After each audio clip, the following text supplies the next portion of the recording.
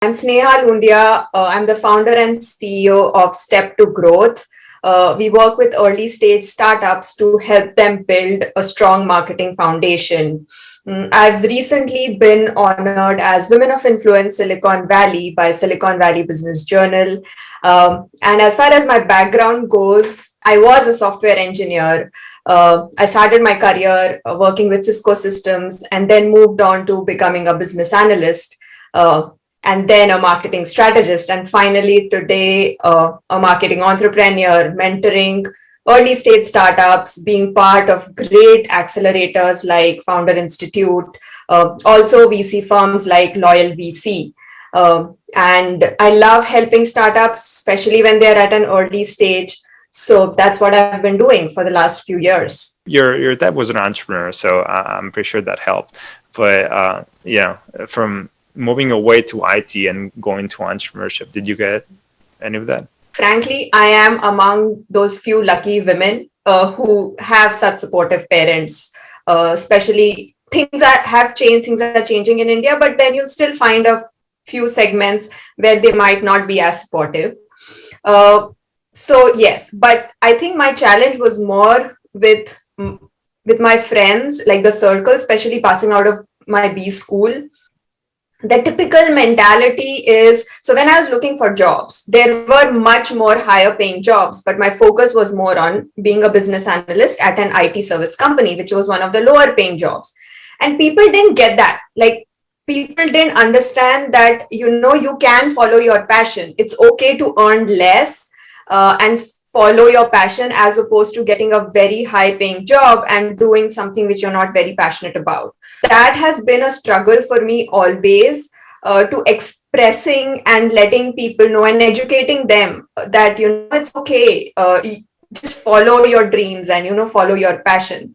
So I felt that was my bigger struggle in terms of how people looked at me and, judged me, because for me that wasn't important. I do take risks, but I take calculated risks. You might be very passionate about an idea and you might want to, start your own startup, but make sure there is a need for it, because you don't want to let go of one opportunity at the cost of other and then not be able to do it, and you really beat yourself up. So I would really advise all young entrepreneurs that follow your passion, but be practical about it. Not all ideas will be $1 billion idea. The other thing is, you want to surround yourself with people who support you, yes, but you also want to surround yourself with people who tell you the truth. So maybe you need people who will tell you that this idea is not going to work out. Pivot it, think about it in a different way, because if you just have cheerleaders around you, again, that might not be the best thing for you.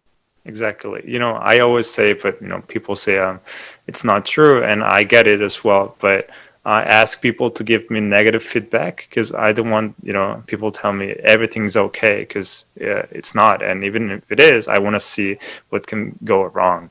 So that would be it as well.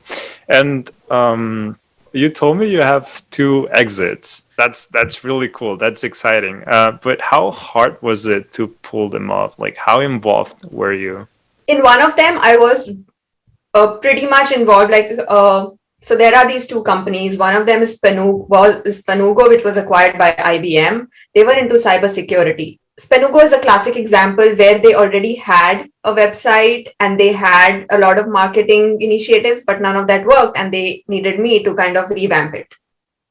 But when I started working with them, the first thing they said was, Sneha, look at these competitor of ours. They shared 3 of them, and then they said all 3 have been acquired, and that's where we want to be.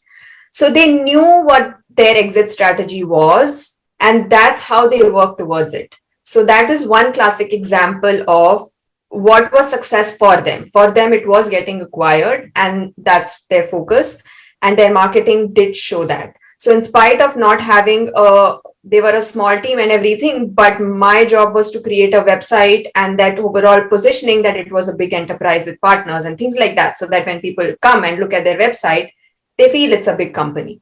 That's one example. And then the second one, which happened very recently, it happened last month, was this company called Shoreline Systems, which got acquired by Persistent.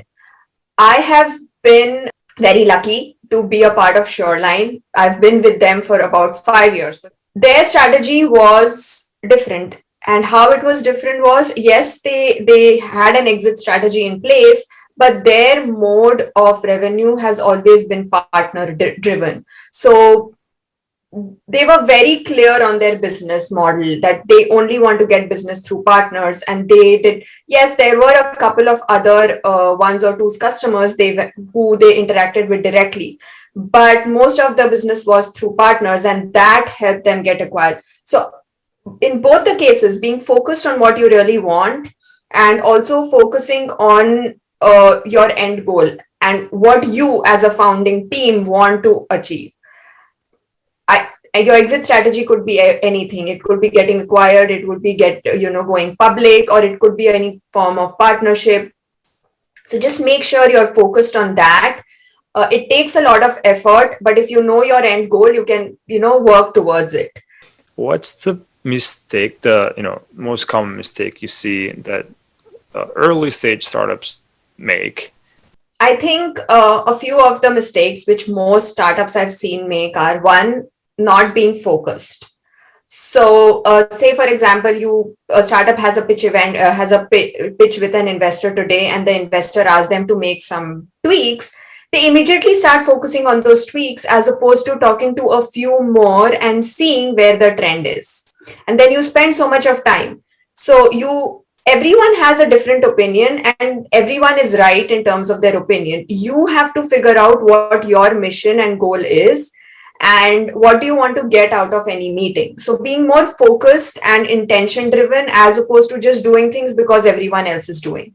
And the second biggest mistake which most startups make is they really have not validated their market. It does not mean that if you have 1,000 beta customers, your product is validated. Until and unless you have paying customers, your product is not validated. People might want to use a free product. Who does not want to try out a free thing? But the important thing is they have to pay for it. A lot of them are founded by technical people. Maybe they don't know marketing. So do you think the lack of marketing is one of those problems as well? You're right about people being technical founders and not having that background. Marketing, for some reason, tends to fall on the back burner, and people actually are very confused, I feel. People feel that marketing is about promotion, but promotion is the last thing in marketing. It's more about figuring out how and what do you want to communicate about your product or service. That is the first step. And until you nail that, you aren't going to get any investors, neither are you going to get any customers. So that is the basis of marketing, as opposed to promotion, which is like advertisements and things like that. That falls way, way, way back. At what point following up, a fifth time becomes spam, and how much of that do people need to do?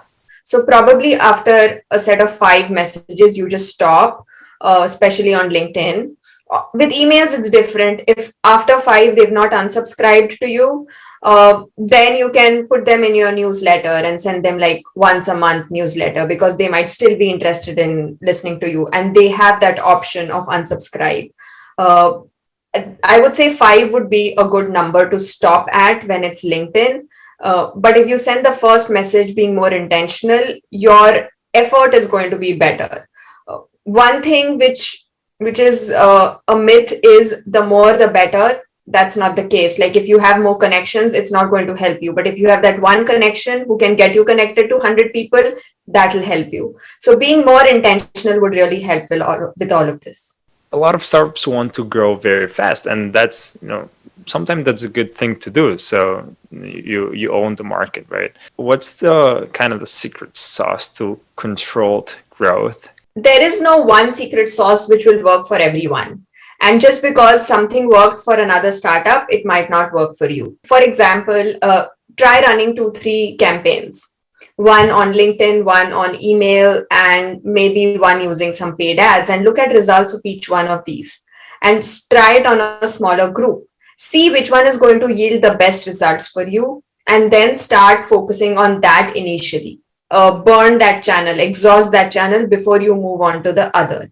Why I say this is because as at an early stage you do not have those resources to go after everything, and you don't want to exhaust it by not being focused and just trying to do everything at the same time. The other thing to be careful about is make sure that your infrastructure is ready. So, for example, if you have 100 customers today, and then because of one of your promotional activities, you suddenly get 10,000 customers, do you have the infrastructure to support those 10,000 customers? Because otherwise, all of your effort is going to be wasted. What's your plan to, conquer the world, or, at least have a good impact? So my plan is to grow step to growth at a stage where this company is self-sustaining, and then my focus is going to be help eliminate poverty. I'm close to India, so I'm going to start there and then move on to doing that for the rest of the world. Two things are really close to my heart. One is poverty, and the other is education. Uh, there are like, I know India very well, and the education system really needs to be changed there. So I want to start there in terms of world domination, and hopefully then become like a global nonprofit.